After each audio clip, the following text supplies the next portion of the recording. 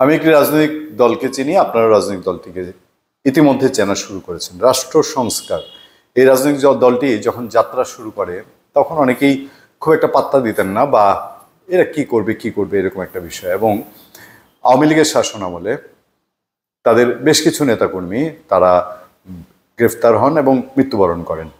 সেগুলো খুব কম রাষ্ট্র সংস্কারের নেতা, মানে ওই দলকে বড় করে এরকমভাবে নিউজ টিউজ কম হতো, কারণ ওই যে দলটাকে ভয় চেনে না। কিন্তু রাষ্ট্র সংস্কার আন্দোলনের যিনি প্রধান হাসনাত কাইয়ুম, তাকে আমরা খুব কাছে থেকে দেখেছি এবং তিনি একজন বিপ্লবী মানুষ নিঃসন্দেহে।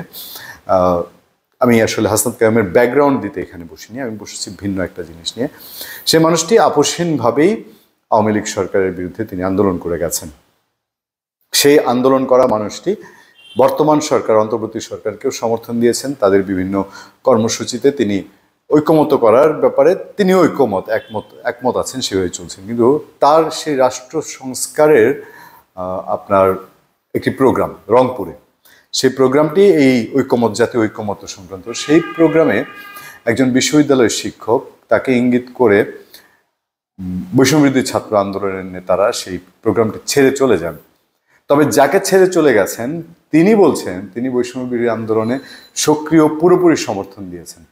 সেরকম একটি মানুষকে বৈষম্যবিরোধী ছাত্র আন্দোলন কেন ভুল বুঝছে, কেন ঝেড়ে কাটছে না, সেটা ঠিক বোঝা গেল না। খবরটা হচ্ছে এরকম যে ফেসিবাদের দোসর থাকায় সংলাপ ছেড়ে চলে গেছে বৈষম্য বিরোধীর নেতারা।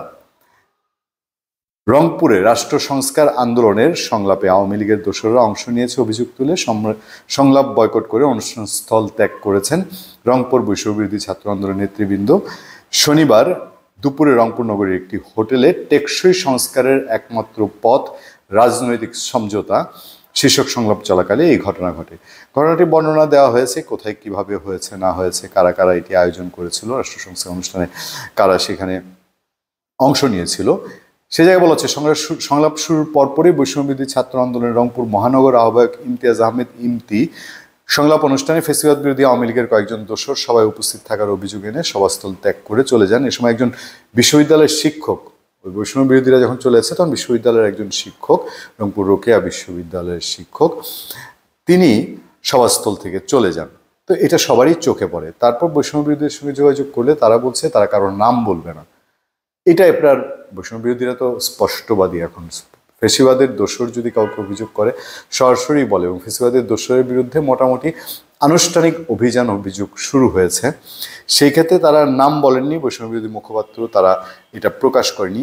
পরে যে শিক্ষক চলে গেলেন তিনি হচ্ছেন রংপুর বেগম রোকেয়া বিশ্ববিদ্যালয়ের শিক্ষক অধ্যাপক ডক্টর তুহিন ওয়াদুদ। বলেন, দেখেন খটকাটা কোন জায়গায়, আমি বিব্রত বোধ করায় চলে এসেছি। তবে আপনারা গণমাধ্যম কর্মী সহ সারা দেশের মানুষ জানেন, বৈষম্যবিরোধী আন্দোলন শুরুর থেকে আমার ভূমিকা যখন কেউই আন্দোলনের প্রতি সংহতি প্রকাশ করেনি, তখন আমি বিশ্ববিদ্যালয়ের প্রথম শিক্ষক হিসাবে প্রকাশ্যেই সমর্থন দিয়েছি।